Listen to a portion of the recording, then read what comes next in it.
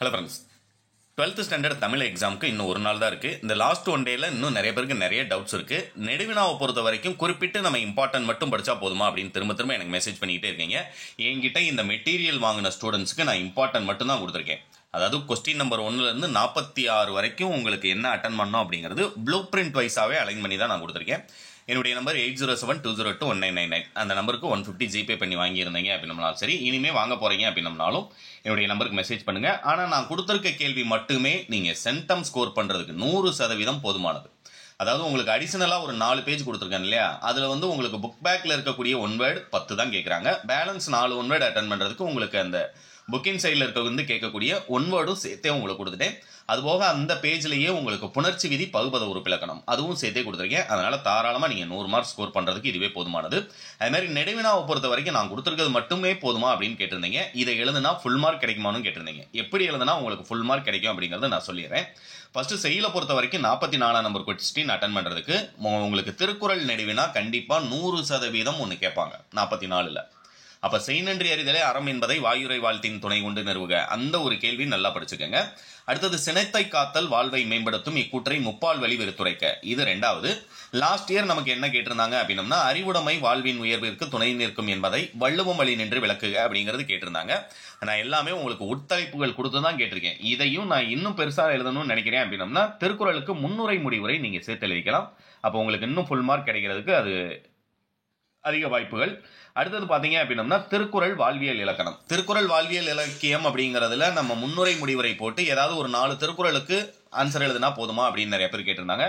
அது மாதிரி எழுதலாம் முன்னுரை. ஆனால் திருக்குறள் ஒரு வாழ்வியல் இலக்கணம் அப்படின்னு சொல்லும்போது அதற்கான விளக்கத்தை வந்து நம்ம தெளிவாக எழுதணும் அப்படிங்கிறனால உங்களுக்கு அந்த பேட்டர்னில் தான் பப்ளிக் எக்ஸாம் கீ பேட்டர்ன் படி தான் உங்களுக்கு டைப் பண்ணி கொடுத்துருக்கேன். அடுத்தது பார்த்தீங்கன்னா உரைநடை நெடுவினாவை பொறுத்த வரைக்கும் குறிப்பிட்டு 4 மட்டும் சொல்லுங்கன்னு நிறைய பேர் கேட்டிருந்தீங்க. இல்லை பிடிஎஃப் வாங்கலை அப்படின்னம்னாலும் இந்த 4 கேள்வியை நல்லா தரவு பண்ணிக்கங்க. கவிதையின் நடையை கட்டமைக்கும் அழகியல் கூறுகளை எடுத்துக்காட்டி விளக்குக. இயல் 1 ரொம்ப இம்பார்ட்டன்ட். ப்ரீவியஸரில் கேட்டதெல்லாம் இந்த வருஷம் கேட்க மாட்டாங்க அப்படின்ற டவுட்ஸ் உங்களுக்கு இருக்கலாம். அப்படியெல்லாம் கிடையாது, புரியுங்களா? லாஸ்ட் இயர் கேட்ட கொஸ்டின் அப்படியே வந்தாலும் என்ன பண்ண போறீங்க? அதனால கண்டிப்பாக ப்ரீவியஸரில் கேட்ட கொஸ்டின் இந்த வருஷம் கேட்க மாட்டாங்கன்னு சொல்லி எந்த கேள்வியுமே நீங்கள் ஒமிட் பண்ணிடாதீங்க. கண்டிப்பாக எல்லாத்தையுமே படிச்சிருங்க, நான் கொடுக்குற இம்பார்ட்டன்ட் எல்லாத்தையுமே. அதுமாதிரி பார்த்தீங்கன்னா 2வது குடும்பம் என்னும் சிறிய அமைப்பிலிருந்து மனித சமூகம் என்ற பரந்த அமைப்பு கட்டமைக்கப்படுகிறது. இதை பொறுத்த வரைக்கும் ஃபர்ஸ்ட் பாயிண்ட், குடும்பம் என்ற அமைப்பு ஏற்படுவதற்கு அடிப்படை திருமணமே.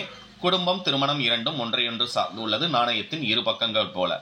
இது எல்லாமே நமக்கு பப்ளிக் எக்ஸாம் ஆன்சர் கீ திருத்தும் போது அவங்களுக்கு கொடுக்கக்கூடிய கீ பாயிண்ட். அதே மாதிரி கட்டமைப்பு தந்தை வழி குடும்பம், தனி குடும்பம், விரிந்த சமூகம், குடும்பமே சமுதாயத்தை கட்டமைக்கும் களம். இது எல்லாமே உங்களுக்கு அதில் இருக்கக்கூடிய உட்தலைப்புகள். இதெல்லாம் கொடுத்து தான் எழுதணும்.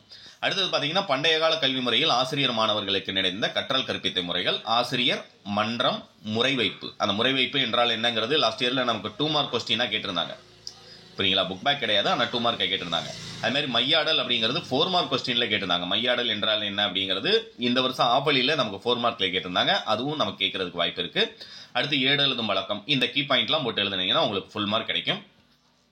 அடுத்து நிர்வாக மேலாண்மை குறித்து இறை என்ப கூறும் கருத்துக்களை தொகுத்து எழுதுக. இந்த கேள்வி பார்த்தீங்க அப்படின்னா நமக்கு ரொம்ப இம்பார்ட்டன்ட் கொஸ்டின். இந்த பாடல் அடிகள் கொடுத்துருக்காங்களே, கல்லாரை ஆயினும் கற்றாரை சேர்ந்தொழிகின் நல்லறிவு நாளும் தலைப்படுவர் அப்படின்னு சொல்லி கொடுத்துருக்காங்க. இந்த பாடல்லாம் எழுதணுமா அப்படின்னம்னா நெடுவினாவை பொறுத்த வரைக்கும் இந்த மாதிரி மேற்கோள்களை கொடுத்து எழுதுனீங்க அப்படின்னம்னா உங்களுக்கு ஃபுல் மார்க் கிடைக்கும். அப்படிங்கிறனால தான் அந்த மேற்கோள் கொடுத்தே கொடுத்துருக்கேன். நல்லா தெளிவாக படிச்சுக்கோங்க. அடுத்து லாஸ்ட்டாக துணைப்பாட கதையை பொறுத்த வரைக்கும் 46ஆம் நம்பர் கேள்வி அட்டன் பண்ணுறதுக்கு பாரதியின் கடிதம் வாயிலாக நாம் அறிந்து கொண்ட மொழிப்பற்று சமூகப்பற்று. அடுத்து 2வது உரிமை தாகம் கதையில் சகோதரர் இருவனும் ஒன்றிணையாமல் இருந்திருந்தால், அந்த ஒரு நெடுவினா படிச்சுக்கோங்க. 3வதா பார்த்தீங்க அப்படின்னம்னா மகாநடிகரை கண்ட பாலச்சந்தரின் மன ஓட்டத்தை நயத்துடன் எழுதுக. ரொம்ப இம்பார்ட்டன்ட். இந்த வருஷம் 10% நீங்கள் எதிர்பார்க்கலாம், புரியுங்களா? அடுத்து லாஸ்ட்டாக பார்த்தீங்க அப்படின்னம்னா இந்த ஒரு கேள்வியும் படிச்சுக்கோங்க. சங்ககார வரலாற்றை அறிந்து கொள்ள புகழூர் கல்வெட்டு எவ்வகையில் துணை வருகிறது விளக்குக. இந்த 4 கேள்வி படிச்சிருந்தீங்க அப்படின்னா 46ஆம் நம்பர் கேள்வி உங்களால் அட்டன் பண்ண முடியும். இம்பார்ட்டன்ட் மனப்பாட பாடல் எல்லாருமே கேட்குறீங்க. இதுக்கு அடுத்த வீடியோவே கண்டிப்பாக 11th and 12th 2 பேருக்குமே இம்பார்ட்டன்ட் மனப்பாட பாடல் என்ன படிச்சிருக்கணும் அப்படிங்கிற வீடியோ அப்டேட் பண்ணிடுறேன்.